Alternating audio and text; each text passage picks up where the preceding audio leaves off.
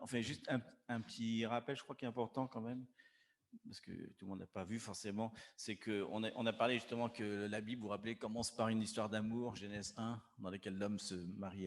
Il donne une femme à l'homme, parce que l'homme a besoin d'une femme, et il se termine par la fiancée qui dit viens, hein, l'épouse et l'esprit disent viens, Maranatha exactement. Et, euh, et on avait fait la distinction, hein, mais c'est important parce que sinon on ne va pas comprendre l'enseignement, qu'au début, il crée une cellule humaine, hein, c'est l'homme et la femme, et ensuite, il crée l'Église. Hein. La fiancée, ce n'est pas l'homme et la femme, c'est l'Église, c'est nous tous, quoi. Il ne nous demande pas de rentrer individuellement, même s'il nous le demande quand même, il nous demande de rentrer en tant que corps, c'est pour ça ceux qui parlaient d'unité tout à l'heure. Donc, il y a comme c'est un peu comme le microscopique et le macroscopique, Dieu aime bien faire ça, ce qui est dans l'univers, c'est aussi dans l'atome.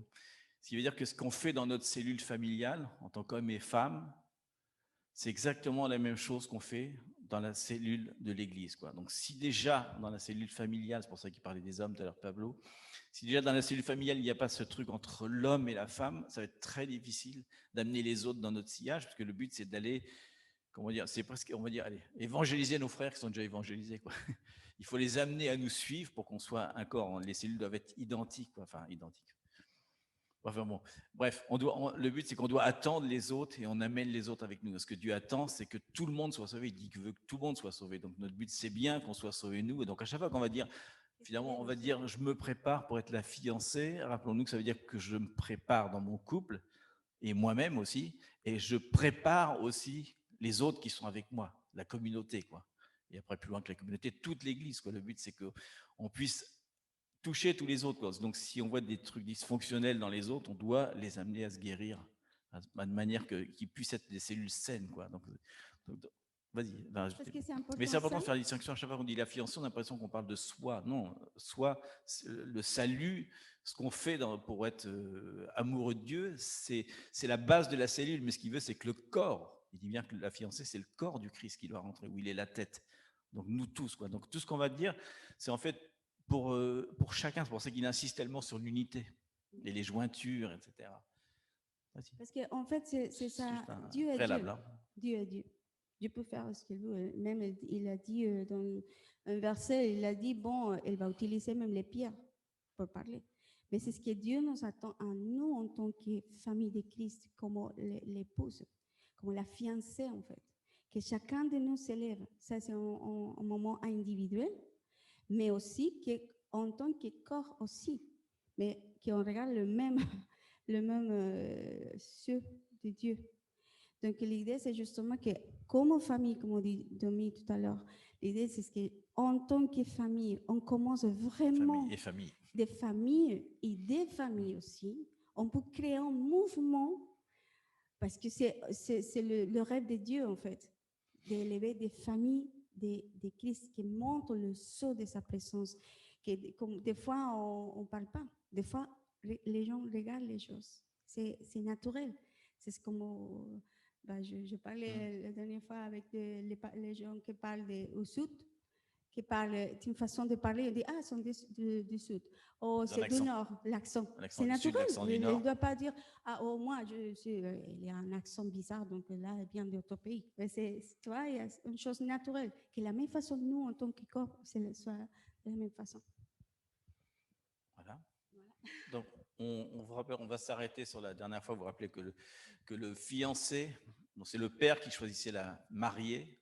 C'est Dieu qui a choisi l'Église pour son fils. Et que le fils allait voir la fiancée, il lui offrait 3 choses. Vous vous rappelez, le mohar, qui était un truc de grand prix. Ensuite, il signait un contrat, donc la Bible, les promesses de Dieu pour nous. Et enfin, la dernière chose qu'il faisait, c'était boire le vin, faire la Sainte Seine. Symboliquement, la Sainte Seine avec la fiancée, le fiancé et le Père, les trois en même temps, le Père, le Fils, le Saint-Esprit, prenaient l'Esprit Saint, la prenaient l'Esprit. Ensuite, il retournait dans la maison du Père, ce que fait Jésus à la croix, il paye le prix à la croix, il retourne dans la maison du Père, et il ne communique plus avec la fiancée qu'à travers d'un messager, ou qu'on appelait un chaperon à l'époque, donc qui est l'Esprit Saint, c'est-à-dire qu'il communique avec nous par l'Esprit Saint, mais il est avec son Père. Rappelez-vous qu'on a toute l'autorité sur la terre, Jésus ne fait il est qu'à distance. Pour l'instant, il n'agit plus sur la terre, c'est nous qui avons la puissance, c'est pas lui. Donc ça, c'est important de se rappeler. Donc, la fiancée est retournée chez son père. Donc, qu'est-ce qu'il fait quand il retourne chez son père? Il prépare quand même quelque chose, même si ça va durer 1 an ou 2 ans, environ dans la tradition hébraïque. il y a un temps qui se passe, il va préparer une chambre, mais quand même, il va consommer les noces quelque part. Ça s'appelle, je me rappelle bien, cheder, un truc comme ça, la noce. Il va préparer un lit. Voilà, tout le monde connaît ça, dans les mariages hébreux, il y a ça s'appelle la chuppah. En espagnol, c'est chuppah. En anglais, ça s'écrit choupa, mais ça se dit chuppah quand même. Donc en fait, c'est un lit avec une toile au-dessus. Hein, c'est l'image du tabernacle. Hein, quand les noces seront consommées sur la terre, on en parlera dans le prochain épisode, désolé, j'invoque un peu. Ça sera au moment de la fête des tabernacles que ça sera la consommation du mariage. Ça, on le verra plus tard. Donc le père, il est avec son fils, dans la tradition, je parle. Hein, je ne dis pas c'est ce que Dieu fait avec Jésus, mais il l'enseigne en tout cas comment être un mari, un père, un protecteur, un dirigeant de la famille, etc. Et la même chose du côté de la fiancée, c'est la partie mère, c'est la mère qui enseigne à la fille comment être une mère, une femme, une épouse, tout ce qu'une mère peut enseigner, comment garder sa maison. Hein, vous rappelez, c'est marqué dans un des psaumes qu'il est bien d'un homme d'avoir une femme qui sait tenir la maison, qui sait préparer les choses, etc. Qu'elle soit sage, etc. On va le voir un petit peu après ça. Et elle prépare bien sûr un truc important, c'est la robe de mariage quand même. Hein. On sait pour les femmes, c'est très important la robe de mariage. Donc c'est une robe qui est en lin fin, ou fin lin, je ne sais pas comment on dit, en lin fin, etc. Mais c'est parce que c'est un symbole, ça l'est encore, ça l'est encore même dans les pays arabes. Hein. C'est un symbole de pureté et en même temps de virginité, les deux à la fois. Hein. Donc on voit pour prendre la référence biblique, dans Apocalypse 19:8, il en parle puisqu'il dit car les noces de l'agneau sont venues et son épouse s'est préparée et il lui a été donné de se revêtir d'un fin lin éclatant et pur. Et il explique pourquoi le fin lin, pour ceux qui ne connaissent pas la définition, c'est un lin qui est très très blanc et très très léger en fait. Hein. Car le fin lin, ce sont les œuvres justes des saints. Enfin, donc exactement, si on veut faire une Bible étendue, c'est les œuvres justes, la justice ou la justification. Et quand il dit des saints, alors c'est un mot particulier, c'est agios, ça veut dire ceux qui sont consacrés au sens sacerdotal. Donc c'est pour ça que ça fait référence à Exode 28:39, parce que ça parle en fait des vêtements du sacerdoce d'Aaron. Il est marqué que ceux qui vont être au sacerdoce dans la maison du Père seront vêtus d'un lin fin, du chapeau jusqu'à on parle même du caleçon, hein, qui doit être de là jusqu'à là, pour cacher la nudité devant le lieu très saint. Donc ça fait partie à ça, c'est-à-dire que ça parle de la fiancée, elle a comme un rôle sacerdotal, quoi, parce qu'elle va dans la présence du lieu très saint, elle va l'être dans la présence du lieu très saint, c'est Jésus. Donc elle était complètement mise à part, elle n'avait pas de contact vraiment avec les gens extérieurs, de manière qu'elle ne puisse pas poser ses yeux sur un autre homme ou quelque chose du monde. Quoi. Donc il y a vraiment un temps de préparation très féminin en plus. Hein. Mais elle préparait vraiment ce vêtement-là, et elle préparait aussi, on va peut-être en parler après, elle préparait aussi une lampe avec de l'huile, un truc qui fait renouveler tous les jours, parce que c'est le marié qui décidait quand est-ce que le mariage avait lieu. Il prévenait pas, quoi. Il pouvait venir. Et souvent, il faisait la nuit. C'était plus rigolo, je pense. C'était plus sympa. C'était souvent la nuit. Donc, il pouvait venir. C'est pour ça qu'on parle des vierges. On va y venir tout à l'heure. Donc, elle devait toujours avoir de lampe, parce que si jamais il venait, elle n'avait pas le temps de recharger la lampe. Il ne lui demandait pas, va chercher de l'huile. Non, elle devait partir tout de suite avec lui. Elle devait s'habiller complètement et partir avec lui. Donc, il y a des femmes dans la chambre. Donc, il y a des femmes, il y a les cousines. Hein, il y a souvent les cousines, les sœurs. Tous sont préparés vraiment, tous sont dans la chambre. Parce qu'en même temps, ils recevaient la préparation pour leur mariage à eux. Il y avait aussi l'image, les femmes s'entraidaient pour se préparer. Ça avait toute une idée. Le retour du fiancé. Vous rappelez le lion. La dernière image, vous vous rappelez la semaine dernière, on voyait que le lion, vous vous rappelez, il était invisible, il était juste dans la gloire, il y avait du feu, elle ne le voyait pas, il préparait ses bottes de guerre, etc. Mais là, d'un seul coup, elle commence à le voir. On va voir comment prophétiquement on sait qu'il est en train de descendre. Il est en train de descendre, il commence à s'approcher d'elle. Donc, qui est-ce qui décidait le mariage? Ce n'est pas le fiancé, en fait, hein, c'est le père. Le père, quand il décidait que le fiancé était vraiment prêt pour être un homme, un mari, un protecteur, un gardien de la maison, parce qu'il allait prendre aussi vous vous rappelez qu'il va prendre des décisions au niveau des finances, etc. C'est lui qui va être responsable de ça, donc il doit savoir tenir une maison. Et c'est pas si facile que ça, parce qu'à l'époque, il y avait des troupeaux, c'était compliqué, hein, c'est pas simple. Donc quand il voyait qu'il était capable de faire ça, il permettait au fiancé de revenir chercher sa fiancée. Donc, on va juste parler justement du retour du fiancé, ce qui est dit dans la Bible par rapport à ça. Et je vais en citer 4 principalement. C'est Matthieu 24:36 qui dit « Pour ce qui est du jour et de l'heure, personne ne le sait, ni les anges des cieux, ni le Fils, mais le Père seul. Mais qui confirme ça, il dit que c'est ni les anges qui le sachent, même pas Jésus, c'est quand il va revenir, Dieu, le Père, sait. Parce que c'est lui qui dit quand il va être prêt, qu'il va le relâcher. Donc Dieu regarde ce que fait son Église, parce qu'il rappelle qu'il dit qu'il veut sauver tous, donc il le retient. Il attend que la fiancée soit prête quand même. Il est quand même sympa, parce qu'il pourrait dire, je lâche maintenant, personne n'est prêt. Ouf. Non, il y a quelque chose. Donc, ensuite, Apocalypse 19, 7, il dit, réjouissez-nous, et soyons dans l'allégresse et donnons-lui gloire, car les noces de l'agneau sont venues et son épouse s'est préparée. Ah oui, on est passé de juste tout de suite à l'Apocalypse, pardon. Non, merci. Et deux autres, alors, qui sont plus deux avertissements que donne Paul et Jésus, pardon. Un dans 1 Timothée 5, 2 à 4, c'est ce qu'on disait tout à l'heure, car vous savez bien vous-même, il parle aux chrétiens, hein, vous savez bien vous-même que le jour du Seigneur viendra comme un voleur dans la nuit. Ah ouais, la nuit, c'est souvent la nuit qui venait, car quand les hommes diront paix et sécurité, sûreté, alors une ruine soudaine les surprendra, comme les douleurs de l'enfantement surprennent la femme enceinte.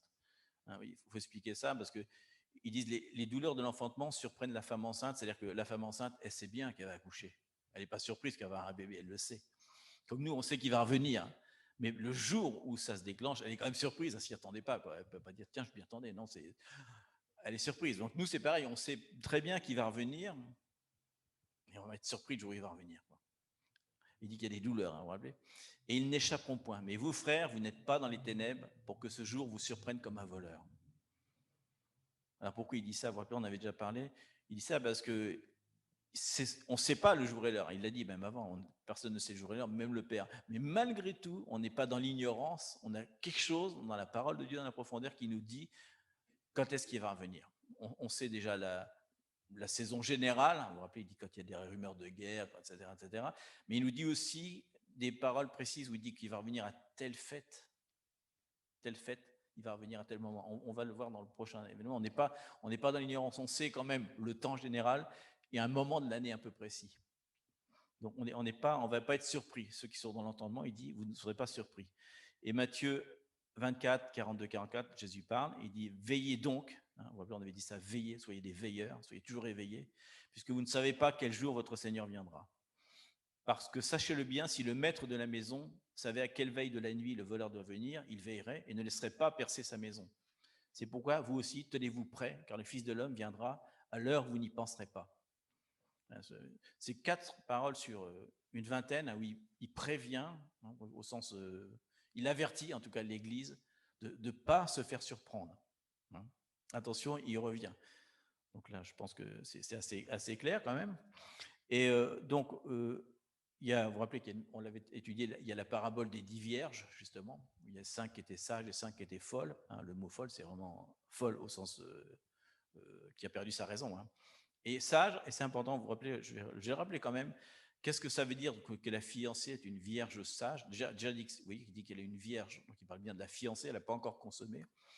Et elle est sage, donc la fiancée de l'Église doit être sage comme ça. C'est le mot phronimos, bon, on ne va pas décortiquer, mais bon, phrenein, c'est tout ce qui est l'intelligence. Ça veut dire 2 mots, parce que c'est phro et nimos. Phrenein et nimos, ça veut dire sagesse mélangée à intelligence. Il y a 3 sagesses. Il y a la sagesse qui vient de Dieu, demander la sagesse à Dieu. Il y a la sagesse qui est la prudence dans les 2 choses qu'on fait. Et ça, c'est la sagesse mélangée à l'intelligence. C'est-à-dire qu'elle est intelligente et sage en même temps. C'est-à-dire que ça veut dire qu'il y a des actions pratiques qu'elle fait dans sa vie.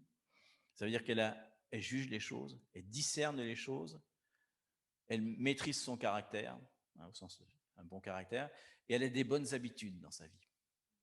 Donc voilà ce qu'il demande à la fiancée, qu'elle soit capable de jugement, de discernement, qu'elle ait de bonnes habitudes et un bon caractère. Et donc on voit que dans les 10 vierges, elle attend son mari avec de l'huile dans la lampe. Hein. Bon, je pense que ce n'est pas un secret, que l'huile, c'est l'onction de l'Esprit Saint.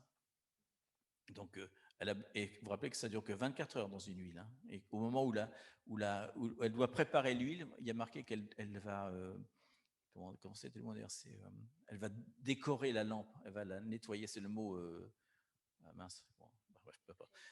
C'est un mot qui veut dire décorer, habiller sa lampe, mais ça veut dire que tous les jours, là, elle est sage parce qu'elle renouvelle tous les jours l'onction de l'Esprit Saint. Tous les jours, elle est toujours à sa table. Vous vous rappelez, il y a marqué dans le psaume 23,5 qu'il dresse une table devant nos ennemis, qu'on est assis à sa table et qui oint notre tête et que l'huile déborde et elle va vraiment nous remplir complètement. Donc, il demande une onction régulière. Hein. On pourrait penser toujours, il y a certains courants qui disent qu'on est rempli de l'Esprit Saint et basta, et plus rien. Et Paul dit toujours, soyez remplis de l'Esprit Saint. C'est-à-dire que tous les jours, on doit remplir de l'Esprit Saint. Oui, il y a l'huile supplémentaire et il faut que ça déborde. Mais en même temps, l'huile normale, on l'utilise. Donc, il faut qu'elle soit. Donc, important, il y a trois choses que nous donne la parole de Dieu qui nous permettent d'être dans l'intimité, parce que finalement, l'huile, c'est l'intimité de l'Esprit Saint. C'est bien sûr la lecture de la parole de Dieu, mais c'est une lecture profonde. C'est une lecture où on va chercher les mystères.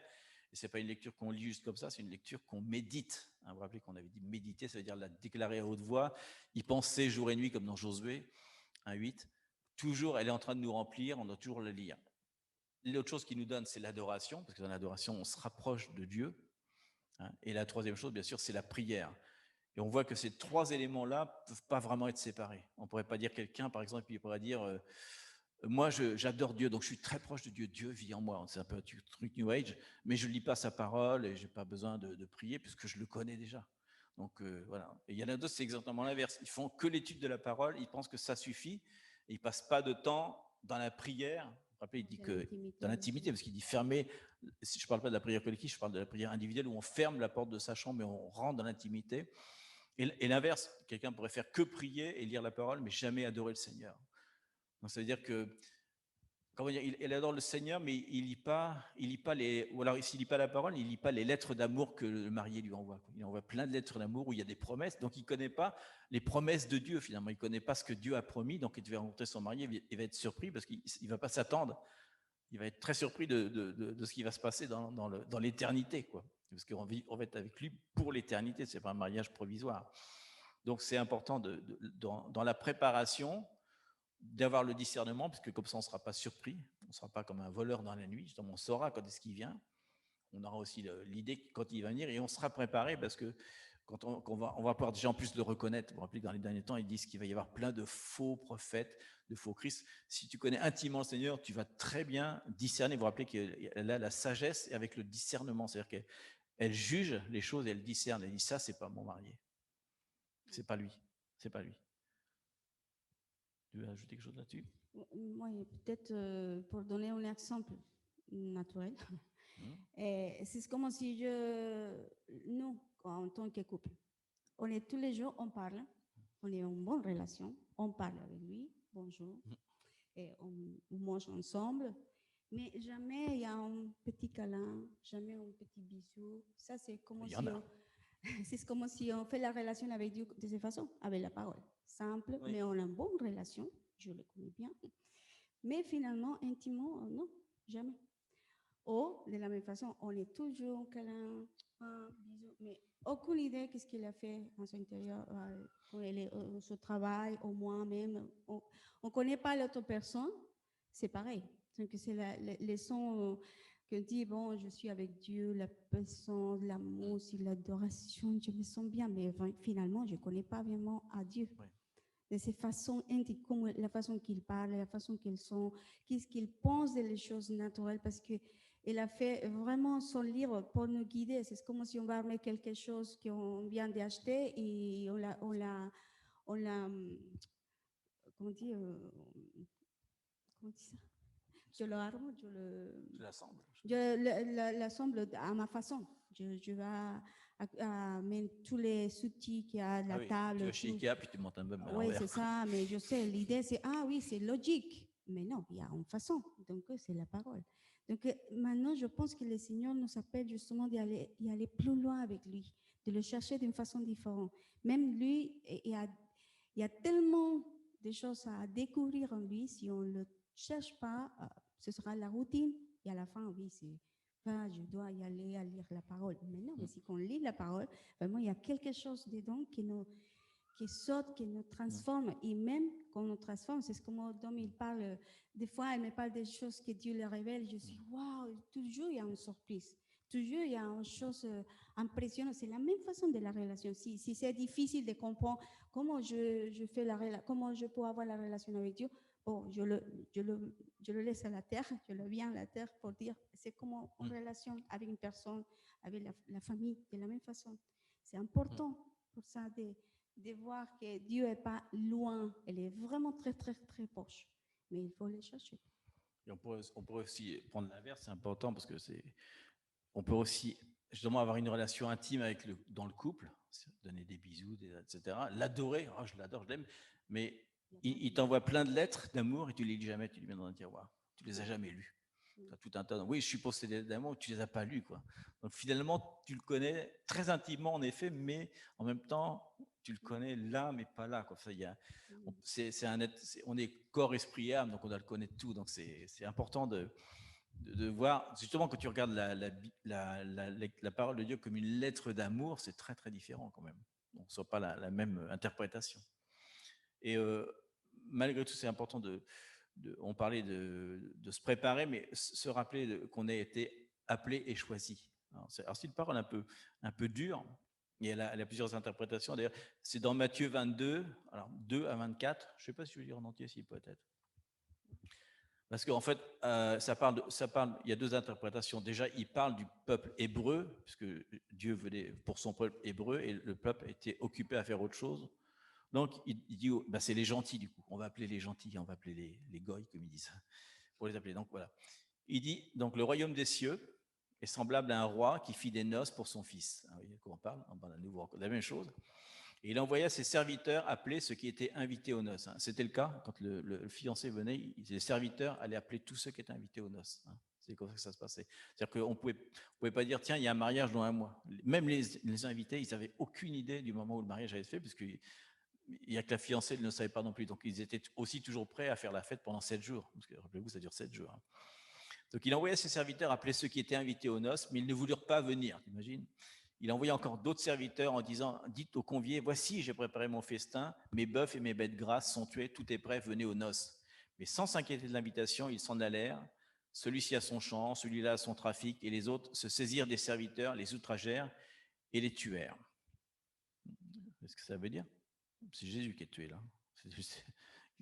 Parce que là, si on prend par rapport à ce que disent les Hébreux, voilà ce qui s'est passé. Ils sont trop occupés à faire leur rituel, ils vont même tuer le serviteur, ça ne les intéresse pas. Donc le roi, le père, fut très irrité, il envoya ses troupes, fit périr ses meurtriers et brûla leur ville. Et alors il dit à ses serviteurs, les noces sont prêtes, mais les conviés n'en étaient pas dignes. Allez donc dans tous les carrefours et appelez aux noces tous ceux que vous trouverez. Ses serviteurs allèrent dans les chemins, rassemblèrent tous ceux qu'ils trouvèrent, méchants et bons, la rédemption, méchants et bons, et la salle de noces fut pleine de convives. Le roi entra pour voir ce qui était à table, et il aperçut là un homme qui n'avait pas revêtu un habit de noces. Il est sauvé, mais malgré tout, il ne porte pas l'habit, quoi.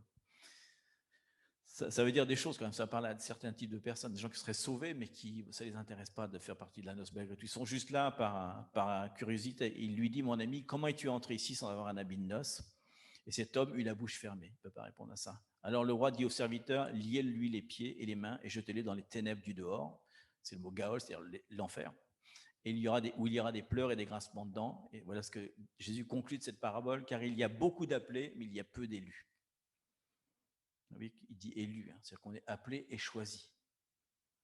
Donc c'est-à-dire qu'on a été choisi pour le mariage, on a été appelé pour le mariage, mais il y a beaucoup qui ne vont pas venir parce qu'il y a trop de choses qui les intéressent dans le monde. Ils préfèrent être dans le monde que dans le mariage. Ça les intéresse. Évidemment, c'est surprenant, mais c'est comme ça.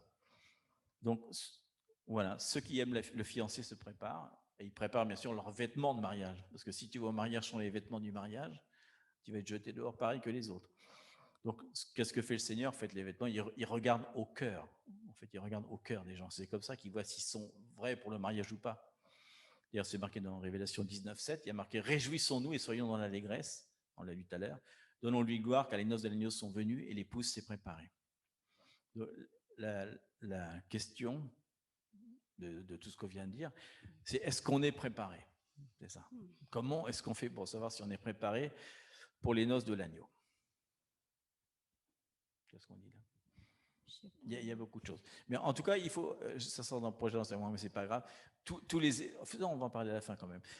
Toutes les circonstances sont prêtes. Si on lit l'Écriture pour pas être surpris comme des voleurs dans la nuit, on sait que c'est le retour de l'épouse parce qu'on a tellement de signes qui nous le disent. C'est jamais arrivé. On peut le savoir par tous les signes que Jésus dit. On peut avoir d'autres signes. On peut avoir les signes qu'il y a dans Daniel où il parle vous vous rappelez des 70 semaines. Si on regarde, si on veut aller un peu dans l'eschatologie, on a quand même beaucoup de choses qui nous montrent que le temps est passé, que le temps arrive. Donc on n'est pas dans l'ignorance de savoir qu'on va passer du royaume j'ai déjà parlé de ça, on est passé dans les dispensations du royaume de l'Église, au moment où le confinement est arrivé, on passe au royaume à l'âge du royaume, pardon. Donc on est en train de rentrer dans les premiers chapitres de l'Apocalypse. C'est pour ça qu'on dit sans arrêt, monte ici, viens voir, etc. L'Église telle qu'on l'a connue pendant 2000 ans, ça correspond donc à la première dispensation, les semaines de Daniel. On arrive à la fin de ça. L'Église telle qu'on l'a connue n'existe plus. On se prépare vraiment pour autre chose. Il y a vraiment le mariage est vraiment imminent. Pour ceux qui ne se rendent pas compte, on pourra vous donner plus de précision dans un autre enseignement. Donc, pour être épouse du Christ, bien sûr, on l'a dit tout à l'heure, c'est ceux qui sont nés de nouveau quand même. Donc déjà, si on n'a pas déjà accepté le Seigneur Jésus, ça va être difficile de faire partie des noces de l'agneau quand même. C'est quand même réservé à ceux qui sont nés d'en haut, ou nés de nouveau, comme vous voulez. Et c'est important de se rappeler ça. Il parle à nous, quoi. Il parle à nous, les croyants, si on peut dire ça. C'est la première condition, bien sûr. Ensuite, bien sûr, on l'a dit tout à l'heure, c'est une consécration de tous les jours, mais c'est une consécration totale, c'est-à-dire que ce n'est pas seulement notre esprit, notre intelligence, c'est tout, notre corps aussi. Vous vous rappelez qu'il dit qu'on doit être saint comme lui doit être saint. Donc le corps, l'âme et l'esprit doivent être entièrement consacrés. Il est dit dans 1 Thessaloniciens, je crois, qu'on est des enfants de la lumière et des enfants du jour. On n'est pas ni des ténèbres ni de la nuit. C'est-à-dire que toute la journée, on est toujours dans cette espèce de conscience qu'on fait partie du peuple de Dieu. On est dans la joie, dans l'allégresse, en permanence. Tout notre être est dans la joie. Il y a aussi un engagement quotidien, c'est-à-dire tous les jours, tous les jours les bontés se renouvellent. Tous les jours, on reprend la décision dans notre cœur et dans la joie de faire partie de cette fiancée, parce que le mariage, c'est quelque chose de joyeux quand même, pour tout le monde. J'espère que vous vous en rappelez de du mariage. Ouais. Donc, c'est important d'être consacré. On doit être aussi, bien sûr, on l'a dit tout à l'heure, on l'a dit, rempli du Saint-Esprit. Donc, c'est la préparation de la connaissance, donc la prière, l'adoration, la lecture de la parole, rempli du Saint-Esprit. Partager l'amour entre les uns et les autres, parce que c'est important. Sinon... L'Esprit, en fait, va nous enseigner tout ce qu'on doit savoir. Et rappelez-vous que ce que je dis là, il faut le voir à deux niveaux. Nous, on se prépare, mais on doit préparer les autres aussi. C'est important. On ne peut pas laisser les autres qui sont avec nous dans la cellule ne pas le faire. On veut que les autres fassent exactement la même chose. Et c'est un exemple. Quand les gens te voient comme ça, ils ont envie de le faire. Donc, c'est important qu'on soit des exemples pour les autres. Nous, en tant que pasteur, on a en plus une responsabilité différente, mais on veut vraiment que le corps entier y rentre. C'est pas que nous. C'est bien de savoir que je suis sauvé, mais c'est vachement intéressant de dire mon voisin est sauvé, quoi. Mon frère est sauvé. Enfin, on va en parler d'ailleurs à la fin. Donc, c'est très important. L'autre chose, c'est que si on veut être saint, comme il est saint, il faut qu'on s'examine. David le fait sans arrêt. Oh Dieu, examine-moi. On doit vraiment examiner et se convaincre de nos péchés et nous purifier. On doit vraiment. C'est important aussi la purification. On doit vraiment reconnaître, il est fidèle et juste pour nous pardonner, mais si on ne reconnaît pas nos péchés, si on ne lui demande pas, Seigneur, examine-moi, vous vous rappelez ce qu'on avait dit, l'Écriture, c'est un miroir. Quand on lit l'Écriture, on dit ça c'est pour moi, c'est pas pour mon voisin. Donc on se regarde dans le miroir de l'Écriture et on voit comment on est, comment est notre état. Est-ce qu'on a des boutons dans le visage? On n'a pas envie que ça se voit. Donc on est en train de se purifier, les boutons, c'est pour ça que je dis ça. Il y a quelque chose d'important, il faut vraiment s'examiner. Bien sûr, il faut s'abstenir de tout mal, c'est marqué, puisque c'est un des fruits. Les fruits de la lumière, un fruit de l'esprit, c'est la justice, l'absence de faire les choses mauvaises. Donc c'est en fait un choix qu'on fait chaque jour, ça. Et vous vous rappelez qu'il y a marqué « Examinez toutes choses, retenez ce qui est bon, abstenez-vous de toute espèce de mal ». Il dit même de toute apparence de mal. C'est-à-dire que tout ce qui peut paraître mal aux yeux des autres, il faut s'en abstenir, même si on dit « Oh, c'est pas si mal que ça ». Non, même tout ce qui peut faire chuter les autres, il dit que si on est en occasion de chute pour les autres, on est responsable de ce qu'on a fait pour les autres. Donc c'est important vraiment de marcher droit, je vais dire. Oui, droit. Oui, avec la grâce, c'est important de dire que toujours Dieu nous donne abondante grâce de lui pour marcher dans ces façons comme ça. En plus, Jésus dit délivre-nous du mal et de toute tentation. Il fait partie des 3 choses les plus importantes, pardonner aux autres et délivrer-nous du mal. C'est les 2 choses qui sont importantes dans le truc. Et en fait, finalement, si on faisait un résumé de ça, la façon dont on va vivre sa vie de tous les jours sur la terre, on vit ça avec une perspective éternelle. Parce qu'on ne le vit même pas pour faire ça, pour être un exemple pour les autres. On le fait parce qu'on a cette perspective du mariage. Vous vous rappelez, on a dit ça la dernière fois, tout ce qu'on fait dans cette vie-là, dans notre couple aussi, c'est un temps de préparation, parce que ce qu'on fait comme intimité, comme relation dans le couple, on va faire la même chose avec Jésus. Vous vous rappelez, il dit que l'homme doit aimer sa femme comme Christ a aimé l'Église. Donc, à chaque fois, il nous dit la même chose. Ce que je fais au petit, vous le faites au plus grand. Quoi. Donc, c'est important. On vit avec cette perspective éternelle. Il dit aussi, vous vous rappelez, de regarder les choses invisibles qui sont plus vraies que les choses visibles. Donc, tout ce qu'on voit dans le monde, tout ce qu'on voit dans les autres, dans notre vie, dans ce qu'on lit même dans l'Écriture, on a une perspective différente. On a un autre paradigme. On regarde, ça veut dire ça. Ça, c'est dans l'éternité, voilà ce qui va se passer. Et surtout que je pense que c'est important de dire aussi, pour les célibataires aussi, parce qu'on dit, bon, seulement les mariages. Mais les célibataires, ils se préparent à être mariés aussi. Parce qu'il a dit, justement, chacun on doit se préparer. Ça veut dire que je me prépare, mais je me prépare avec le Seigneur en tant que femme, mais l'homme aussi. Et l'homme se doit préparer aussi pour son mariage. Mais aussi, s'il y a un couple, je me prépare pour moi. Ça veut dire que je fais mon travail comme une femme et lui, comme un homme, fait son travail. C'est pas de regarder l'autre. Ah, tu fais pas le travail.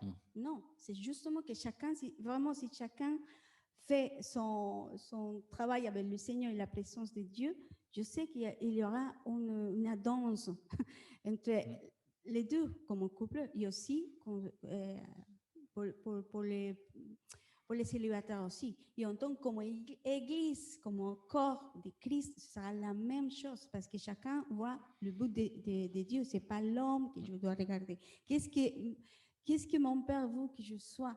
Qu'est-ce que mon Père maintenant? Je dois choisir des choses. Pourquoi? Parce que toutes les choses que je prends des décisions affectera mon futur. Mon éternité. Si c'est bien ou mal. Ce sera lent, mon chemin. Le futur sur la terre et l'éternité dans les cieux. Oui, mais ici, il y a une conséquence aussi de l'éternité. Ça veut dire qu'on doit être conscient de ce qu'on fait. Et ça me rappelle, je ne sais pas si je peux partager Jacob. Attends, on va le faire juste après. Juste après, on va parler justement de ça. C'est important aussi, parce qu'il y a les célibataires, mais aussi dans les couples. Alors c'est peut-être le cas tous ici, on est tous parents aussi. Vous vous rappelez que c'est le père qui choisit la fiancée pour le fiancé. Donc, de la même façon, l'homme est responsable de sa génération aussi. Il a une responsabilité parce qu'il prépare déjà sa génération pour ce mariage lui aussi. Parce qu'il veut aussi que son enfant fasse partie de la fiancée. C'est pas de choisir l'homme de sa fille, hein, attention. De quoi? C'est pas de choisir la fille. Tout ça, à chaque fois, c'est l'Ancien Testament. Vous vous rappelez, l'Ancien Testament, il dit, je ne suis pas venu abolir la loi, je suis venu accomplir cette loi. Le Premier Testament, c'est juste le contrat de mariage, et lui, il vient vraiment sceller ce contrat de mariage. Mais l'homme a cette responsabilité quand même de dégénération, bien sûr, c'est le couple aussi, mais il donne quelque chose de particulier à l'homme, à l'autorité. Vous rappelez-vous que quand l'enfant était sevré, qu'il mangeait plus de lait, au bout de 3 ans environ, le père venait et enlevait l'enfant à la mère. C'était plus la mère qui était responsable de son éducation. C'est pour ça que Paul dit sans arrêt, je voudrais que vous mangiez de la viande et pas du lait. Il fait référence à cette période-là. D'un seul coup, on est devenu adulte. L'enfant est déjà adulte à 12 ans. Vous vous rappelez qu'il est même sacerdoce puisqu'il y a la bar mitzvah. Déjà à 12 ans, ça y est. Il a des responsabilités très très fortes. Donc, vous voyez, il y a quelque chose de puissant. C'est pas dit que la femme, elle n'est pas... Non, ça veut pas dire ça. C'est vraiment qu'il soit conscient, le père, de guider, d'enseigner vraiment pour le préparer. Vous vous rappelez, il y a marqué il dit « Malheur à l'homme, il est pire qu'un mécréant ». Et il dit « Celui qui ne pourvoit pas sa famille, il ne part pas de pourvoyer financièrement ». Il dit pourvoir prophétiquement. C'est-à-dire, il donne les décisions financières, les décisions du futur de la famille, des futurs des enfants. C'est ça, il dit. Et il y a aussi pourvoir financièrement. Mais ce n'est pas que ça, quoi. Et donc, l'autre chose, bien sûr, parce qu'on parle d'amour depuis tout à l'heure, c'est qu'il ne faut pas oublier d'être amoureux, quoi. Tout simplement, il dit mon aimé est à moi, mon bien-aimé est à moi, Cantique 3:6. Il faut sans arrêt méditer sur son amour. Il nous a aimé le premier. Tout ce qu'il fait par amour pour nous, hein, vraiment, il y a aussi le cœur, vous vous rappelez, le cœur lève, c'est aussi le sang, c'est l'endroit du jugement, l'endroit de la pensée, mais aussi c'est l'endroit de l'amour. Parce que l'amour, c'est vraiment une force. Si on a bien vu, on comprend la vie différemment, pourquoi Dieu a créé l'homme? Il l'a créé pour être la fiancée de son fils. Ça nous rabaisse un petit peu, comme on dit, oh, il m'a créé. Non, il nous a créé juste parce qu'il veut qu'on se marie avec son fils, c'est tout. Mais c'est une décision d'amour quand même, et c'est Jésus qui est important là-dedans. Nous, on est juste sa fiancée, ce qui est énorme. Mais il nous a créé juste pour ça, juste parce qu'il ne voulait pas que Jésus soit seul. Il avait déjà dans ce plan-là. Il avait déjà fait une création avant Genèse, vous vous rappelez, avec Lucifer, etc. Il a vu comment ça s'est terminé. Hein, ça s'est terminé très mal. La terre était informe et vide. Il a fallu recommencer tout à zéro. Il a recommencé tout à zéro. Donc d'un seul coup, il a dit, moi je vais faire autre chose maintenant. Je vais faire un autre type de création. Les anges, ils peuvent se rebeller, alors que les hommes, ils sont créés à partir de la terre, à partir de mon souffle, ce qui n'est pas le cas des anges. Hein. Ils ne sont pas créés à partir du souffle de Dieu. Et c'est pour ça qu'ils ont pu se rebeller. Donc d'un seul coup, ils recommencent quelque chose d'autre. Donc on a cette seconde opportunité de faire partie. Donc c'est très important, cette sensation d'être amoureux. C'est difficile pour les hommes des fois de dire je suis amoureux de Jésus. Hein. C'est compliqué. C'est compliqué des fois, mais c'est comme ça. Et quand on passe du temps avec lui, on est vraiment amoureux, pas seulement pour les choses qu'il fait dans notre vie. Vous vous rappelez, il y a deux types d'adoration. Il fait plein de choses pour notre vie, mais aussi par qui il est. Si on regarde comment notre corps est fait, si on regarde les étoiles, on est émerveillé de voir comment il est. Quoi. Même s'il ne fait rien pour nous, il est tellement grand qu'on dit « Waouh, mon fiancé !» T'imagines, tu vas te marier avec le Fils de Dieu. C'est pas n'importe quoi, et tu vas régner avec lui. Hein, rappelez, on a dit qu'on va passer dans l'âge du royaume, c'est-à-dire qu'il va revenir pour régner sur la terre, en plusieurs périodes, mais il va venir pour régner sur la terre, et on va régner avec lui. Donc en ce moment, on a un temps de préparation. Si on veut passer au niveau suivant, il faut déjà terminer ce niveau-là. Et on va parler de deux exemples intéressants dans la Bible qui montrent ça. Oui, parce que c'est vraiment une chose que Dieu me parle beaucoup sur ce thème-là. Parce que si on regarde l'histoire, c'est pour ça que quand je vais choisir, je prends une décision, je dois choisir bien. Pourquoi? Parce que, par exemple, si on voit Jacob et Esaü, je viens de dire, finalement, le premier né, ce sera Esaü. Mais qu'est-ce qui s'est passé le premier année? Qu'est-ce qu'elle a changé finalement? Parce que pour lui, c'est plus simple être attention à son femme. Elle est fatiguée. Elle est vraiment, qu'est-ce que ça veut dire dans la vie quotidienne en fait? C'est pas l'importance. Qu'est-ce que, en fait, déjà lui, Esaü savait que son père va mourir. Donc, elle sait l'importance de recevoir la bénédiction des premiers-nés. On dit bien. Oui, la bénédiction des premiers-nés. Oui, parce que primogénite, okay. Les premiers-nés, vraiment, elle savait que c'est très important. Il y a une promesse en plus. Il y a une promesse. Il reçoit tout l'héritage financier aussi. En fait. Et seulement pas son héritage financier, sinon la vie de sa génération, en fait. Donc, si on regarde de cette façon-là, si elle avait obéi, plutôt maintenant, on dirait Abraham, Isaac et Esaü.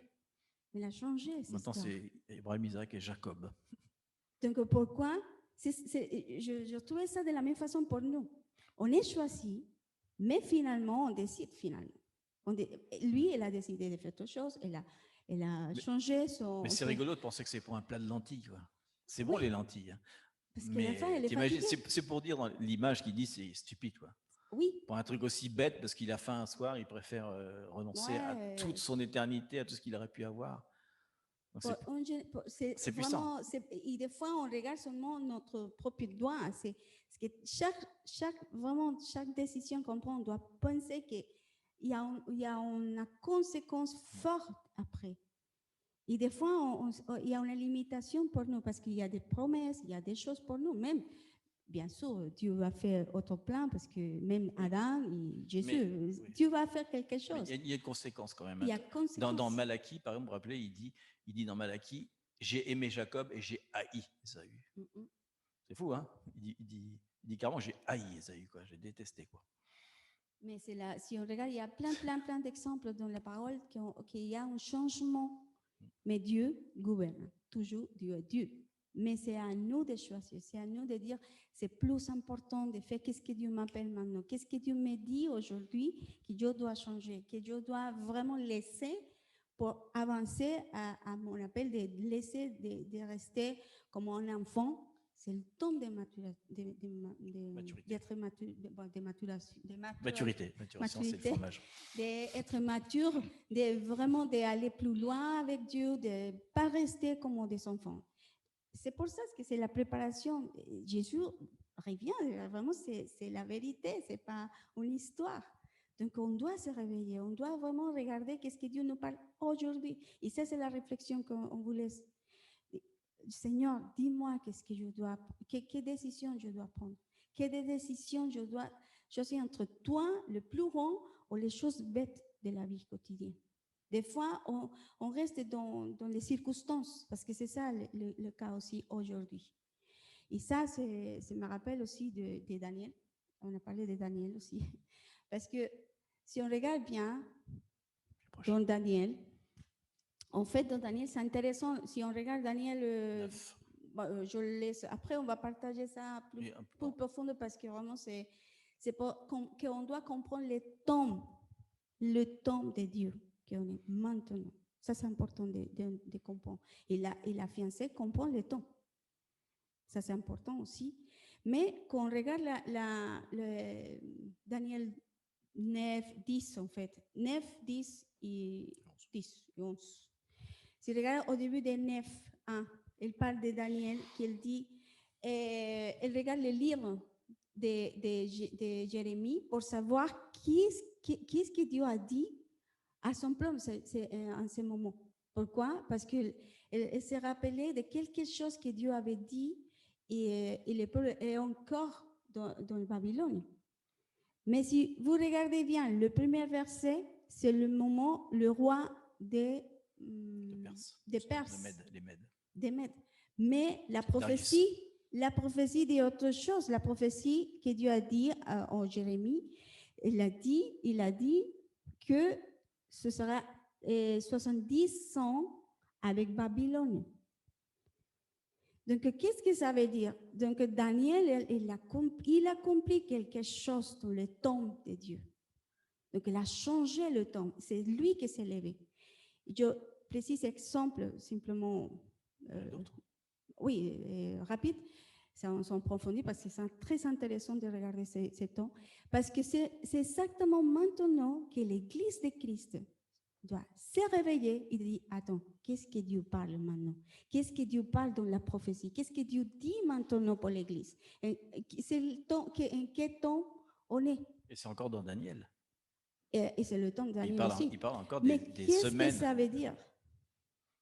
Mais si la fiancée, elle est encore elle dort, elle est distraite, le temps va venir et on n'est pas prête à ce que Dieu nous appelle maintenant. Donc, qu'est-ce qui s'est passé après? Et je pense qu'on parle justement pour maintenant. Dans Daniel 10, 10, je ne me rappelle plus exactement, dit, les conflits, c'est grand, c'est fort les conflits. Mais la parole est véritable. Et aussi, elle a dit que Dieu l'a donné l'intelligence pour comprendre qu'est-ce qui s'est passé dans ces moments-là. Qu'est-ce que l'ennemi fait tout le temps?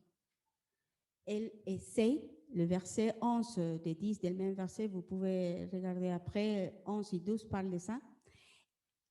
Daniel a compris la vision. Ça veut dire que nous, en tant qu'Église, on doit comprendre la vision de ce que Dieu parle. Parce que des fois, les circonstances qu'on vit tous les jours, on regarde le 12e ciel, on avait parlé une fois ça. On regarde tout, les attaques, tout ce qui vient dans notre vie, parce que l'ennemi toujours va venir attaquer la famille, attaquer les enfants, attaquer même le pays où on est. Il y a plein de choses. Il y a aussi l'esprit de Grèce à cet endroit-là. Voilà. Donc, qu'est-ce qui se passe? Elle a dit, bien sûr, elle s'élève. C'est la voix qui s'élève dans ce moment-là Daniel s'élève et vraiment se met à la brèche pour quelque chose. Dieu nous appelle maintenant de vraiment d'être sage et que comprend les temps, l'Église, mais aussi qu'on doit faire quelque chose, on doit se positionner dans le lieu que le Seigneur nous a donné. Parce que des fois, les circonstances qu'on vit tous les jours, c'est normal, nous fait perdre la force et dévier la vision. Parce qu'on se concentre sur les petites choses de notre vie. Mais si on monte plus haut, et on monte le trône du troisième ciel, on va venir, la réponse va venir. Je dis ça pourquoi? Bibliquement. Mais on va voir dans notre réalité. Cette semaine, qu'est-ce qui s'est passé? Si on attend les choses qui sont arrivées à Ranto et Diara, qu'est-ce que le médecin a dit? Impossible. Rappelez-vous que c'était dimanche matin. Impossible. Dimanche dernier. Et c'est exactement, après vraiment, on va partager un peu de ça, parce que c'est très, très important. Qui ne connaissent pas, mais le frère de Ranto, qui n'est pas avec nous aujourd'hui, a eu une myopathie méridienne congénitale, donc un truc très grave, c'est-à-dire que son cœur s'est carrément arrêté. C'est-à-dire que son cœur, c'est pas au sens qu'il s'est arrêté de battre, c'est juste que le cœur est mort, quoi. Il n'y a plus de muscles, donc il ne peut plus fonctionner, quoi. Et donc, en gros, ils ont dit que c'était terminé, qu'il allait mourir, toute la famille s'est révoltée contre Dieu même. Et vraiment, il était transporté en hélicoptère en urgence, intubé, ils ont mis une machine, mais la machine peut tenir le cœur qu'une dizaine de jours. Après, on arrête, hein, il n'y a rien à faire. La seule solution, c'est une greffe de cœur, ce qui est, les possibilités sont 0,0008% comme ils ont dit. Hein. Et mercredi, 3 jours après, ça fait partie de la résurrection des morts, hein, 3 jours après, il y a un donneur qui s'est présenté. Donc, ils ont fait une transplantation du cœur qui était exceptionnellement facile et rapide, puisqu'ils l'ont débranché tout de suite après, même du respirateur. Et donc 5 jours exactement après, il était détubé en respiration normale avec un cœur nouveau. Et ça va de mieux en mieux. Je ne sais pas s'ils sont connectés, Ranto et Diara, mais bon. Vraiment, c'était que impossible. Et on s'est vraiment levé en tant qu'épouse de Christ. Tout le monde s'est mis à faire une chose de prière, à prier jour et nuit, à se mettre de tous les côtés. On l'a partagé avec d'autres pays même. Tout le monde a vraiment prié intensément et vraiment on a déclaré des choses sur la famille aussi parce que Sanji n'est pas encore au Seigneur. Et l'autre frère qui est là, ils ont tous été témoins. Waouh, il y a beaucoup moins de. Ouais, tu continues, mais c'était juste pour dire pour ceux qui n'étaient pas là que. Parce que justement, ça, les meilleurs exemples, c'est pour ça que tu m'as rappelé de Daniel. Après, vraiment, c'est très, très particulier. Parce que si on est, oui, c'est vrai, même si on prie, parce qu'on peut prier avec un peu de doute. On prie, mais oui, mais. Mais si la fiancée s'élève, imaginez-vous, en ce moment, on attendait la voix de le médecin, ça veut dire l'autorité légale. Et on dit, bon, oui, c'est vrai. Mais quand on a commencé à prier, ce n'est pas une prière de Seigneur guérison. Non, on a prié Seigneur, qu'est-ce qu'il y a? Qu'est-ce qu'on a vu dans le ciel? On a commencé à parler de ce qu'on a vu dans le ciel. Dieu a dit qu'il va donner un corps dans les visions. Il y avait autre qui avait les lions entrés vraiment de la salle, de la chambre de lui. Donc, il y avait une intercession. C'est pour ça que la fiancée doit être activée dans les esprits. Et même eux, ils ont reçu qu'il fallait qu'ils rentrent dans cette pièce au moment où il était intubé de partout et adorer dans la pièce. Adorer à l'oreille de Sanji. Enfin, vraiment lui déclarer l'adoration de Dieu. Il y a vraiment quelque chose de. Donc, il y avait vraiment une direction précise. La foi est augmentée. Une direction précise, une nouvelle du ciel qu'on doit établir dans la terre. Qu'est-ce que ça veut dire? Que de la même façon que Daniel a vu, qu'est-ce qui s'est passé? Elle a dit, attends, il y a quelque chose que ça ne va pas. Donc, elle s'est mise en jeu, elle a commencé à prier, elle a reçu toutes les choses. Et après, le verset après, il a dit, sa réponse, du premier moment, que son corps, elle était d'accord à ce que Dieu parlait, la réponse, elle a venue. Mais la réponse, elle a tardé. Qu'est-ce que ça veut dire? Dans cette semaine, non, c'est impossible. 0,008. C'est impossible d'avoir un corps. Mais Dieu a dit autre chose. Donc, on monte, il dit, Et on va persévérer dans la décision du ciel, pas ce qu'on entend et ce qu'on voit dans les yeux. Et maintenant, c'est la même chose pour chacun de nous. Qu'est-ce que le Seigneur parle, chacun de votre famille? Qu'est-ce que le Seigneur parle? Le monde entier dit une chose, oui, c'est vrai. Mais nous, en tant qu'Église de Christ, des corps de Christ, on ne peut pas attendre écouter ce que l'ennemi parle, sinon les troisièmes, Dieu, qu'est-ce qu'il nous parle? Pourquoi? Parce que l'ennemi, il fait bon travail. Elle va essayer toujours de nous distraire, d'amener le désespoir, d'amener la fatigue même, de dire, oh non, je suis fatiguée de chaque fois, je prie, on ne voit pas. Non, insiste, il faut continuer, parce que la réponse vient. Et l'ennemi va essayer de nous pousser pour qu'à la fin on dit, ah non, vraiment je suis fatiguée, je laisse, je baisse mes bras. Non, ce n'est pas le moment de laisser les bras. Même pas aujourd'hui. Pourquoi? Parce que c'est l'Église qui se va lever. C'est la fiancée de Christ qui se va lever. Si on n'essaye pas de vraiment travailler entre nous, même en nous, parce que je parle de la famille, mais même nous, on se fatigue des choses qui même pas, des fois on essaye de changer et on ne change pas, mais fais quelque chose, parle avec le Seigneur. Pourquoi je continue de la même façon, Seigneur? Quelles petites choses ou grandes choses je dois choisir afin que je puisse arriver vraiment à mon but. C'est ça, c'est de changer la façon de voir. Et Dieu nous invite aujourd'hui. Et ce thème-là, c'est important parce que le lion vient, le lion de Juda, elle vient vraiment pour nous aider. Ce n'est pas seulement l'agneau bien. Non, il faut réveiller, il faut pousser. C'est au moins, c'est ce que le Seigneur nous avait dit pour ce mois ici, vraiment de pousser parce que la réponse pour nous tous va venir. Rappelez-vous qu'on avait dit, on a 3 mois de préparation. Hein. Je parle parce qu'on est aussi, il a parlé des circonstances personnelles, mais il y a aussi des circonstances générales avec tout ce qui se passe avec le virus, tous ces mensonges, tout le confinement, tout ce qui se passe, enfin, toutes ces rumeurs qu'on entend sans arrêt.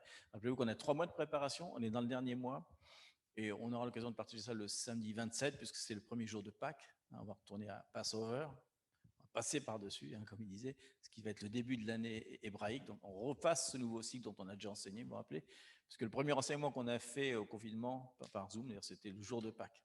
C'est comme ça qu'on a commencé à travailler. Donc, de nouveau, il y a un nouveau cycle. Il y a encore quelque chose qui va se passer à Pâques. C'est plus. Hein, rappelez-vous de ce qui se passe justement dans la continuation de ça. Daniel se lève, etc. Mais la première chose qui se passe, ils interdisent d'adorer le Seigneur. Et Daniel, lui, il s'en moque. Et qu'est-ce qui va se passer? Il y a des conséquences. Il va être mis dans la fournaise, mais il va s'en sortir, il va être mis dans les lions. Donc ça nous parle déjà de ça. Qu'est-ce qui va se passer? Ils peuvent nous obliger à faire des choses qu'on n'a pas envie de faire. Parce qu'il va y avoir un niveau supérieur de pression qui va être mis sur nous, peuple de Dieu, c'est sûr. Et donc, si on n'est pas préparé maintenant, on va être surpris. Donc, on se prépare déjà, peu importe, nous, on va adorer Dieu, même si c'est interdit. Et on va donner une clé. Je pense que c'est vraiment génial.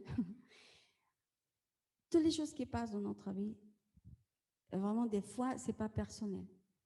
Et ça, c'est le problème.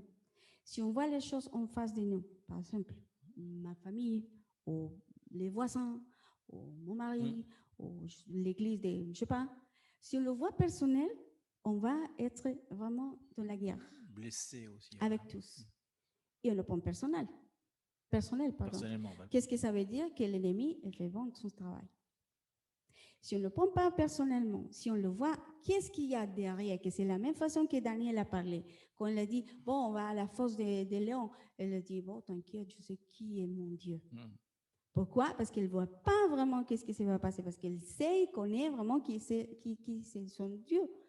Donc, pour nous, c'est pareil. Donc, qu'est-ce qu'il y a derrière qui me parle? Qu'est-ce qu'il y a derrière de la personne? Qu'est-ce qu'il y a derrière des choses de tous les jours qui empêchent de voir vraiment le plan de Dieu? C'est l'ennemi qui insiste. Mais aussi, il y a des choses en nous qu'on doit changer aussi. Donc, qu'est-ce que je dois changer afin que je puisse changer aussi l'atmosphère en ces moments-là? Donc, il y a vraiment comment on dit, une stratégie. Et ça, est-ce qu'on doit y aller à la présence de Dieu, à l'intimité, et après que le Seigneur nous montre, et aussi toujours, il y a la confirmation de la parole. Donc là, c'est l'idée justement de que tous ensemble, dans la unité de quelque chose, comme ça arrivait cette semaine, il y a la prière d'accord. Quand on est d'accord, quelque chose se passe. Et ce qui se passe aussi dans Daniel, parce qu'après, tous les amis sont d'accord, ils ont marché dans la décision. Donc, nous, en tant que famille spirituelle, qu'est-ce qui s'est passé cette semaine? Tout le monde, vraiment, on a prié, vraiment, il y avait une puissance, même pour nous, de la nuit, je ne sais pas pour vous, mais on s'est réveillé tout le temps. C'est vraiment que l'Esprit de Dieu nous a réveillés pour se mettre à la brèche pour quelque chose. Et ça, est-ce qu'on doit être comme ça? Vraiment attentif, ce moment d'être attentif en ce moment. L'Esprit de Dieu nous parle. Le Seigneur, il nous amène vraiment d'une façon amoureuse. Il nous dit, viens, il y a plein de choses à vous enseigner, mais comment vous êtes distrait? C'est le problème, mais Dieu nous parle des choses, vraiment. Il nous donne des clés, même pour les choses financières, parce que le Seigneur nous avait dit que cette année, il y a une chose importante, le financement. Mais si on attend comme ça, non. On doit percer avancer selon la direction de l'Esprit de Dieu. On doit écouter ce que l'Esprit de Dieu nous parle et avancer. Et avance. On doit avancer. Il faut se rappeler aussi, on n'a pas dit ça, on va terminer là-dessus, qu'il y a marqué, vous voyez, heureux sont ceux qui sont invités au souper des noces de l'agneau. Mais on peut être invité ou on peut être la fiancée aussi. Hein. On va pas dire ça, mais non, parce que c'est dans un autre enseignement, ça. Pourquoi il parle d'invité et de fiancé? C'est un truc prophétique assez profond qui est dans la parole. C'est le troisième on y viendra. C'est quand il va être revenu vraiment sur terre qu'il va décider qui est l'invité, qui est la fiancée. Il y a une espèce de tri qui va se passer, mais c'est important. On a envie d'être la fiancée. On a envie d'être invité aussi, c'est mieux que rien, mais ça serait mieux d'être sûr pour être la fiancée quand même.